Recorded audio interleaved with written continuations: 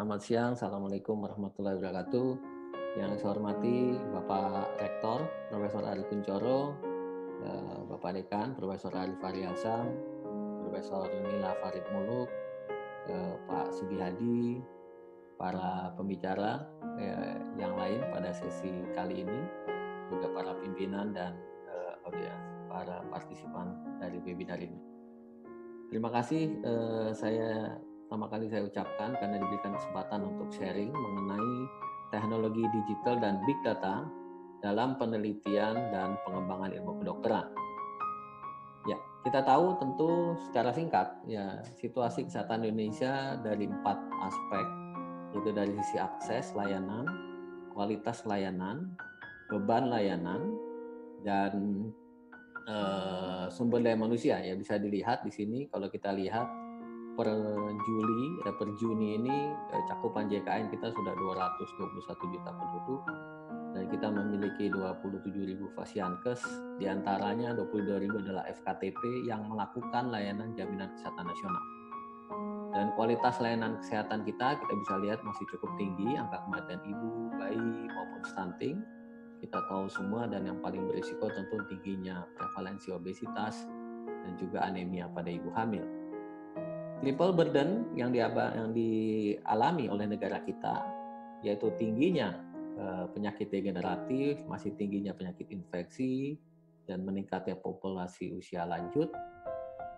Demikian pula adanya impor obat dan alat kesehatan. Nanti saya kira pada diskusi panel akan dibahas mengenai aspek ketahanan dan kemandirian kesehatan, pembiayaan penyakit degeneratif, dan terakhir sumber daya manusia. Ya, kita memiliki dokter yang cukup banyak, tetapi masih ada masalah tentang mutual recognition arrangement dan juga aspek medical tourism yang menyedot devisa kita cukup besar. Ya, pada tahun 2012 paling tidak 200 triliun pembiayaan kesehatan kita lari ke luar negeri. Saya kira ini challenge yang dialami oleh kita, oleh bangsa kita, dan setelah 100 tahun gedung FKUI berdiri, tentunya aspek disruptif atau inovasi dalam layanan kesehatan mulai dilakukan, termasuk di Indonesia, yang kita kenal dengan precision medicine atau personalized medicine. Dan kita ingat contoh yang paling hangat adalah bagaimana Angelina Jolie ya rela melakukan mastektomi bilateral setelah mengetahui bahwa dirinya memiliki risiko untuk menderita breast cancer dan ovarian cancer di atas 50%.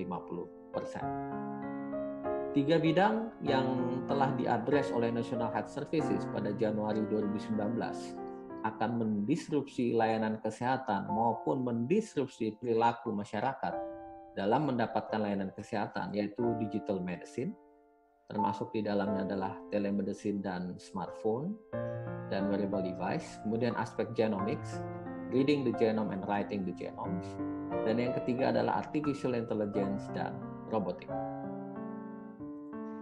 Dunia saya kira sepakat bahwa big data is a new oil. Dan dengan big data, itu akan membuka semua kunci-kunci permasalahan di dalam layanan kesehatan. Mengapa big data begitu penting? Kalau kita lihat, ya aspek kedokteran presisi ini merupakan kombinasi pendekatan berbasis genetik, perilaku, dan lingkungan.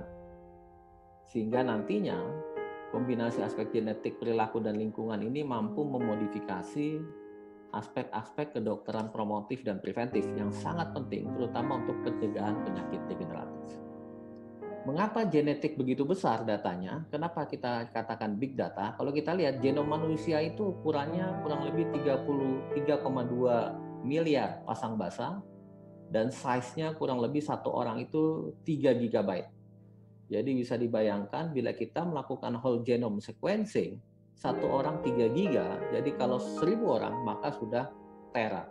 Bahkan penta nantinya kalau puluhan ribuan dan puluhan ribu bisa sampai zeta.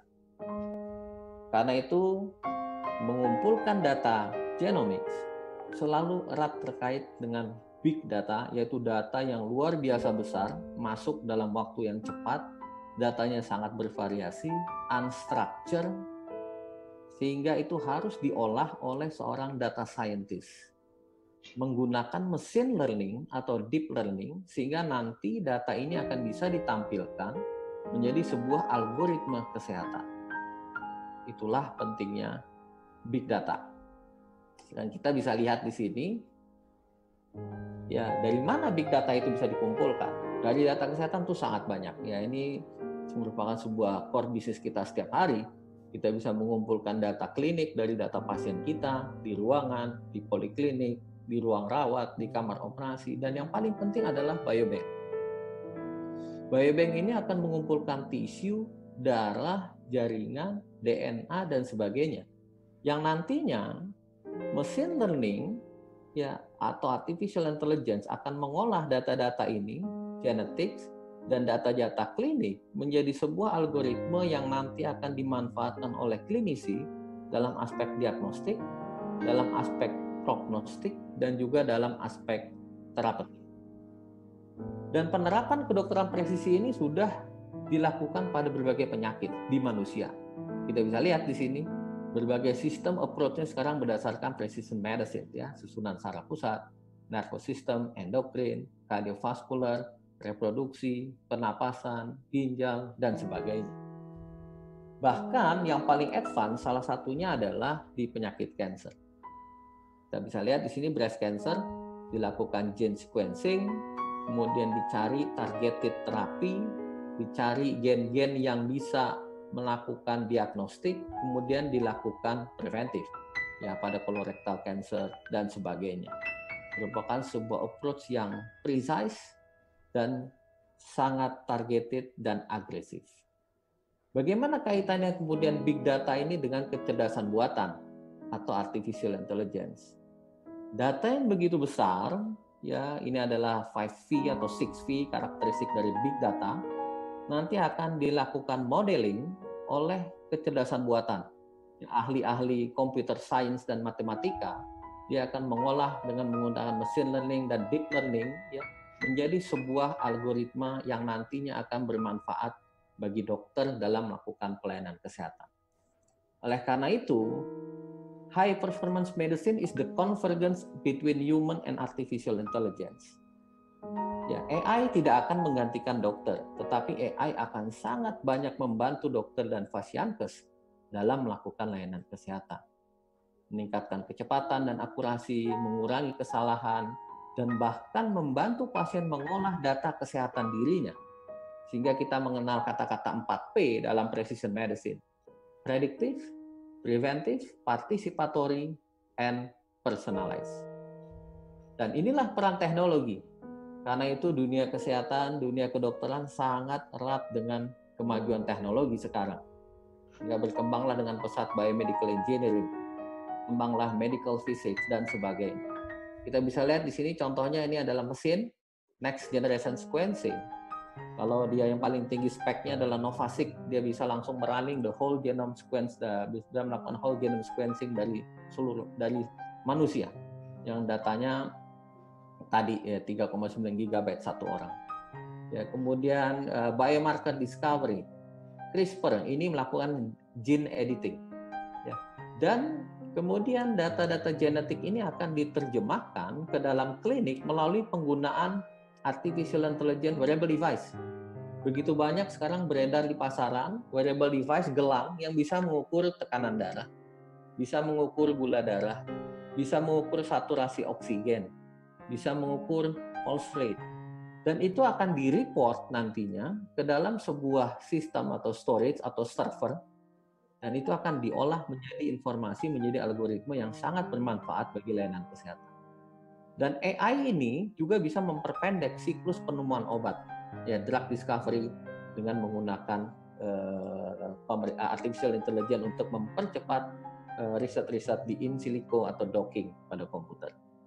Kira-kira seperti ini ke depan.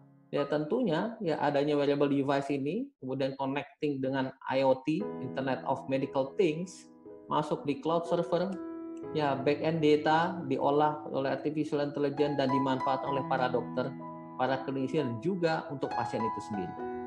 Jadi ke depan inilah manfaat teknologi dan big data yang luar biasa. Orang bisa dengan pasif melaporkan kesehatan dirinya. Ya ketika tidur bisa dilaporkan. Ya, dokter mata, ada Prof. Nila, dokter mata, kontak lens itu bisa mereport bagaimana tekanan bola mata dengan sendirinya. melaporkan kadar gula darah di balik bola mata. Kemudian smart toilet, ketika orang buang air kecil, buang air besar, bisa deteksi orang ini berisiko apa, risiko diabetes mellitus dan sebagainya. Smart mirror, bahkan smart bra pada saat lari bisa mengukur itu berapa kalori yang dibutuhkan. Di kitchen, smart refrigerator, ya di dalam mobil untuk mengukur polusi dan sebagainya. Smart nose, inilah perkembangan teknologi yang meningkatkan partisipasi manusia dalam mendeteksi kesehatan diri. Dan data ini dilaporkan ke dalam sebuah pusat data monitoring. Saya kira ini nanti akan diolah dengan artificial intelligence ditambah data genetik, jadilah sebuah algoritma yang sangat luar biasa dalam bidang kedokteran presisi atau precision medicine. Dan kita bisa lihat bagaimana the role of artificial intelligence dalam pelayanan kedokteran. Ya, dalam bidang klinik jelas, ya prediksi, diagnosis, treatment effectiveness, ya targeted terapi. Dalam bidang translasional, penemuan obat, drug discovery dan repurposing obat. Sekarang kenapa vaksin begitu cepat? Karena kita yakin, karena menggunakan artificial intelligence ketika melakukan mapping potensi-potensi zat yang bisa menjadi obat atau menjadi vaksin. Dan yang menarik adalah public health, ya, epidemic outbreak prediction, precision public health. Dengan menggunakan data-data, maka akan bisa meramalkan secara precise kesehatan masyarakat di sebuah wilayah. Dan kita lihat ini adalah FDA approved alat-alat AI yang sudah beredar ya untuk jantung, atrial fibrillation, brain CT, ya banyak terkait dengan imaging, ini diabetic retinopathy, stroke dan sebagainya. Ini yang sudah FDA approved sebagian besar pada tahun 2017 dan 2018. Dan bila dilihat penggunaan kecerdasan buatan sesuai siklus kehidupan, the life cycle approach, bahkan mulai dari sebelum terjadinya kehamilan, artificial intelligence itu bisa mendeteksi mana sperma yang terbaik, mana sel telur yang terbaik, ya, di dalam sebuah klinik infertilitas, sehingga nantinya akan melahirkan bayi-bayi yang sehat. Bahkan si bayi ketika di dalam kandungan ibu, di dalam darah ibu itu mengandung DNA bayi, luar biasa. Ya, sehingga terkenal non-invasive prenatal testing. Kemudian terus ya perkembangan AI bisa digunakan untuk mental health, kemudian membantu membaca imaging, prevent blindness, membantu prediksi cancer, promote patient safety, sampai prediksi kematian di dalam rumah sakit. Ini yang menarik. Bagaimana AI mampu meramalkan kira-kira aging atau usia atau kematian seseorang ini akan terjadi kapan. Ini yang sekarang dikembangkan oleh asuransi kesehatan sebelum menentukan berapa besar premi seseorang yang mengukur the real biological aging menggunakan artificial intelligence. Dan kita bisa membaca ini salah satu publikasi yang saya kira kita sangat apresiasi ini dari teman kita ya PhD student di Surabaya yang melakukan kolaborasi dengan Taipei Medical University, mengolah data BPJS, 25.000 data ibu hamil yang menderita preeklamsia dan diolah menggunakan artificial intelligence. Kita tahu BPJS sudah meluncing 2 juta datanya dan ini salah satu yang sudah publish ya, dan bisa meramalkan kira-kira ibu hamil yang akan jatuh ke preeklamsia itu yang profilnya seperti apa. Dengan menggunakan 17 prediktor, ternyata periode 9 sampai 12 bulan sebelum terjadinya preeklamsia itu bisa diramalkan bahwa ibu ini akan jatuh ke dalam preeklamsia. Sekali lagi ini yang sangat luar biasa, ya saya juga baru membacanya, ini karena baru publish ini. Bagaimana kita bisa mencegah nanti supaya si ibu tidak jatuh ke dalam preeklamsia sehingga tidak menyebabkan kematian ibu. Ya kita ingat Prof. Nila dulu selalu marah-marah kenapa angka kematian ibu nggak turun-turun walaupun objin sudah banyak. Begitu, ini tentu tanggung jawab kita. Ya, ada Dr. Amrun juga di sini. Bagaimana kita sibuk berupaya menurunkan kematian ibu. Ternyata datanya seperti itu dan itu algoritmanya sangat bisa dipakai oleh kita. Kemudian tentu ini harus sebelum digunakan tentu harus ada validasi, adaptasi di dalam pelayanan kedokteran sebelum sebuah algoritma ini bisa dimanfaatkan. Satu lagi ini di dalam kedokteran reproduksi kami menggunakan sebuah tes. Ini adalah kit seperti tes kehamilan, tetapi bisa menentukan apakah perempuan ini sedang masa subur atau tidak. Dan ini berbasis pada 238 gen yang terekspresi. Jadi sangat precise. Dan ini sudah commercially available, sehingga kalau dia positif, kalau ditaruh embrio, maka ibu ini 99,9% akan hamil. Harganya 700 US dollar. Jadi ke depan penggunaan teknologi, penggunaan big data ini akan melahirkan biomarker yang luar biasa. Ya, ini saya kira Pak Dekan di sini tentu FKUI sangat berkepentingan ya untuk menciptakan, meng-create biomarker ke depan yang sangat penting untuk kedokteran promotif, kedokteran preventif.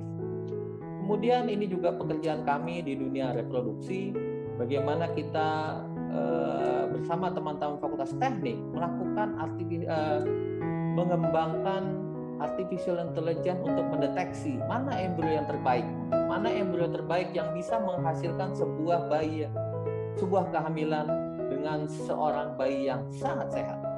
Ini baru 1226 imaging yang kita kumpulkan. Bayangkan begitu banyak potensi kita. Saya kira kita sebagai rumah sakit pendidikan di RSCM maupun AHS punya 9 rumah sakit yang datanya luar biasa banyak. Dan data ini akan berguna kalau diolah dengan artificial intelligence, ya dia bisa menjadi sebuah algoritma yang bisa membantu kita, membantu layanan-layanan kedokteran, terutama untuk kedokteran promotif. Sejauh mana IMERI FKUI mengerjakan ini? Saya melaporkan kepada Pak Dekan bahwa alhamdulillah sebenarnya dari kurang lebih ada 10 proyek ya whole genomic sequencing yang dikerjakan di IMERI FKUI. Ya, di klaster Big Data dan Bioinformatika kita mengembangkan ini. Walaupun subjeknya masih tidak terlalu banyak, ini 40 gen yang kita lakukan sequencing untuk mendeteksi kanker kolorektal dan kanker payudara. Ya, ini peneliti klinisnya adalah Dr. Toa dan Dr. Sonar. Kemudian kami kerjakan di Dr. Andon dan kawan-kawan penelitian prime genetic testing. Kemudian untuk mendeteksi perempuan yang menderita prematur menopause ini juga. Kemudian infeksi Candida dan Leptospira, mikrobiom pada ketobe dan whole genome sequencing SARS-CoV-2 ini yang tentu sangat penting untuk pengembangan antibodi. Kami mencoba mengembangkan, teman-teman mengembangkan antibodi sebagai imunisasi pasif, ya instead of vaksin. Dan profil genomic microbiome dan korelasinya dengan nutrisi ini nutrigenetik dan nutrigenomics. Ini sangat penting untuk meramalkan apa nutrisi yang penting untuk seseorang, menghindari penyakit degeneratif. Sehingga data-data itu nantinya akan terkumpul, ya big data itu akan terkumpul, ada data-data yang terkait kesehatan, clinical data, functional data, begitu data biomedik, dan juga data-data sosial. Ini yang sangat penting, kita membutuhkan sebuah pusat data kesehatan. Dan kalau berbicara precision medicine, kedokteran presisi ini adalah individual, tetapi nanti ini akan ditranslasikan menjadi precision public health. Saya kira ini 100 tahun gedung FKUI, dan FKUI sendiri umurnya mungkin 50 atau 60 tahun, kita harus melahirkan policy paper yang sifatnya based on precision public health. Kita bisa mendukung kesehatan wilayah berbasis kepada data-data penduduk yang ada di wilayah tersebut. Dan terakhir, yang tidak kalah pentingnya juga adalah bagaimana kecerdasan buatan tadi memetakan potensi genetik biodiversitas Indonesia sebagai obat. Bank Potensi Genetik Tanaman Indonesia dan kami berkolaborasi dengan teman-teman IPB sudah memetakan 4.800 tanaman, ya ada bank data yang namanya IJAH, ya. Itu tanaman-tanaman Indonesia yang sudah di mapping potensi genetiknya dan untuk obat apa. Ini yang sangat penting, tentu harus diteruskan dengan uji in silico dan uji in vitro dan in vivo sebagainya. Sehingga ini merupakan bagian dari ketahanan dan kemandirian bangsa. Kemudian ini sebuah platform yang kita kembangkan juga, ya, Research Electronic Data Capture, karena kita concern terhadap pengumpulan data. Kita kembangkan juga platform ini input kelola output yang kita publish, segera kita publish, ya, untuk mengumpulkan data-data penelitian, bisa membantu para peneliti membuat case report form dan masuk ke server-servernya ada di IMERI FKUI, dan ini servernya juga sangat individual sehingga tiap-tiap peneliti bisa mengakses datanya masing-masing. Dan terakhir ini saya kira yang sangat penting, bagaimana menyiapkan teknologi dalam layanan kesehatan. Ada dua hal yang sangat penting. Yang pertama adalah aspek regulasi, yang kedua adalah aspek infrastruktur. Dalam aspek regulasi, kita butuh otoritas data kesehatan Indonesia yang mengatur lalu lintas data kesehatan Indonesia. Sangat penting diatur kepemilikan, keamanan, rahasia, privasi, akses, kontribusi, kekayaan intelektual. Sekarang lagi dibahas RUU Perlindungan Data Pribadi. Ya, dan ada satu data Indonesia, Sehatpedia, Kementerian Kesehatan dan sebagainya. Tetapi kita butuh hukum kesehatan yang membahas biobank, repository, riset biobank, perannya seperti apa. Kita butuh platform teknologi ya, yang disahkan oleh pemerintah, single platform, single identity, sehingga semua penduduk Indonesia datanya bisa masuk kalau menggunakan wearable device. Dan ini saya kira yang selalu kita dengung-dengungkan, sudah waktunya kita memiliki Indonesia Genome Institute atau INAGENIUS. Ini kita populerkan dari IMERI, ya mudah-mudahan bisa didorong oleh pemerintah, karena sudah waktunya. Malaysia punya Malaysian Genome Institute, Vietnam punya Vietnam Genome Institute, Indonesia harus punya. Kita punya embrionya di mana-mana, ada di Eijkman, ada di IMERI, ada di perguruan tinggi, tinggal dijadikan satu. Sehingga nantinya wearable device-nya juga harus buatan Indonesia, sehingga accessible, affordable, dan bisa bermanfaat untuk mengumpulkan data-data kesehatan Indonesia. Dan sumber daya manusia yang sangat penting adalah data scientist, bioinformatician. Itu adalah sumber daya yang sangat dicari untuk mengembangkan teknologi big data. Bagi take home message, nomor satu kita tahu adalah big data merupakan kata kunci utama ya dalam pengembangan pelayanan kedokteran presisi. Yang kedua, ini tentu sangat penting ke depan ya dalam aspek promotif, preventif, diagnostik, dan tata laksana. 4P, predictive, preventive, participatory, and personalized. Dan layanan ini sangat membutuhkan dukungan kesehatan digital health ya dalam menentukan, dalam mengumpulkan data, mengawasi dan menentukan individual risk. Dan terakhir, potensi teknologi kesehatan ini tentu harus didukung oleh infrastruktur dan dilindungi regulasi kesehatan. Sekian, terima kasih. Assalamualaikum warahmatullahi wabarakatuh.